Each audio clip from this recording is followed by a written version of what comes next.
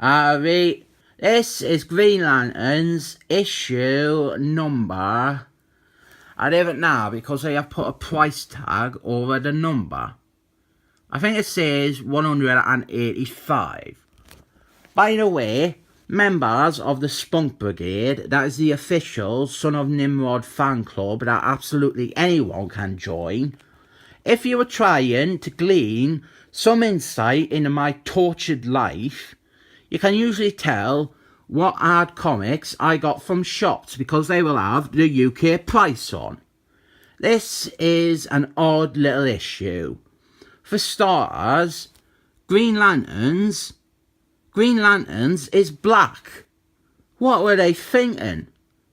This is Alvin Stewart, and this is the run where he was properly Green Lanterns for a long stretch of issues. Some really great stories, although they were terrible stories if you are a white nationalist. Alvin Stewart, he was introduced in Green Lanterns number 87, and he made a few little appearances after that, cameos and guest spots. And then this run was the first to properly spotlight him for an extended period of time. It was these stories that fleshed him out as a character and defined his personality. Most people know Alvin Stewart from the cartoons. He's on a date here with a woman because he is, unfortunately, heterosexual, or as I like to call it, sexually impaired. And even though his date is just a woman, she is very pretty. I fancy her. And that is good because it proves, once and for all, I am not a racist. I'm not some racist donor on YouTube's who wants all diversity out of comics. Because, well, for starters, if I was a racist bigot, I'd probably be too busy yelling racial abuse at this woman to ever even think about rattling her up a tree. She's really pretty though, and if I remember, I think she becomes even sexier because she starts being a little bit evil, a little bit nasty later in the run. The structure and pacing of this comic is a little bit bonkers. We start off with a look at how Alvin Stewart became Green Lanterns again. But weirdly, it doesn't actually reintroduce him. It doesn't recap his earlier appearances. This is just how he became Green Lanterns in this run. I think I would prefer if the whole issue, if it was just like an issue of Secret Origins focusing on Alvin Stewart.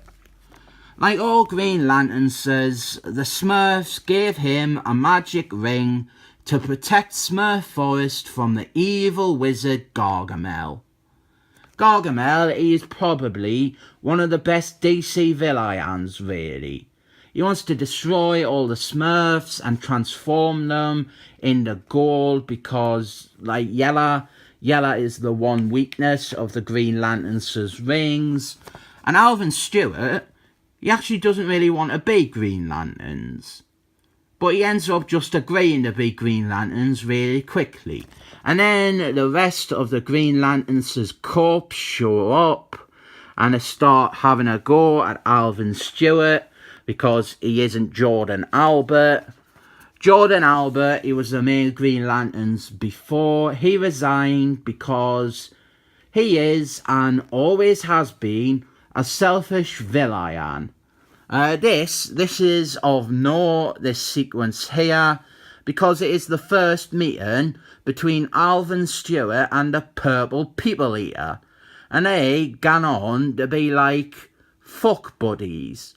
And Alvin Stewart, when he is Green Lanterns, he wears a mask, but he actually stops wearing a mask in an issue or two's time. If I remember, I think something about race and identity. I can't help but think, keep your blooming politics out of me comics, mate. And then now that Green Lanterns has told his origin, the sexy woman dumps spaghetti all over his head. Now, I fancy her, but that's just... don't do that. There are people starving in this world, which I hate. So it's just like a waste. The baddie for this issue is Calypso's, but he doesn't really do out in this one because this isn't much of a story.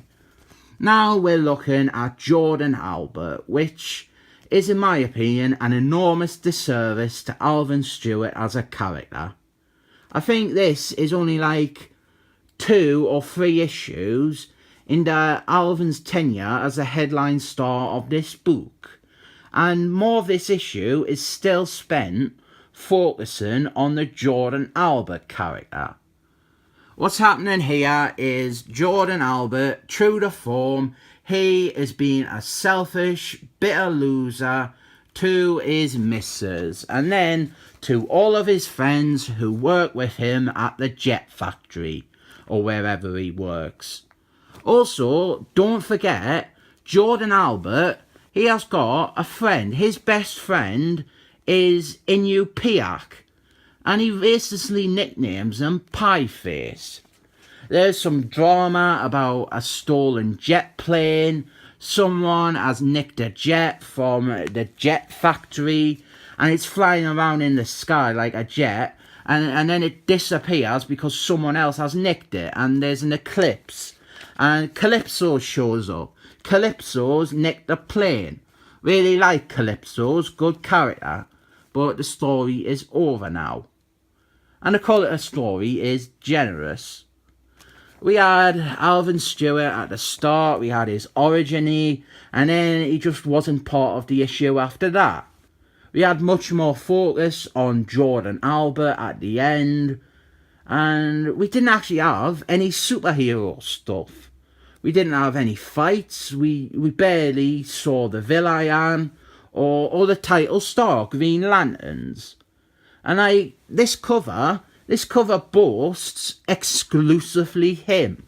Like, this is going to be his big breakout issue as a solo star. And it even proudly announces special origin issue. But both these things are like for the first 4 or 5 pages only. It doesn't make much use of this character. This really progressive idea, having a black Green Lanterns, it wastes them. There isn't even a breakdancing competition in the whole thing. I like this run, I do, but as a single issue, I must admit this one is disappointing. You know what? You know what's even worse? They have got him, Alvin Stewart, on a date. He's eating food and it's not even a watermelon. What a waste of a character. This one, it does have a good cover. It has got good creators, Lenny Wein and Daniel Gibbons from Watching Men. It's got a good character, but it isn't good. I can only give this one 7 thumbs up.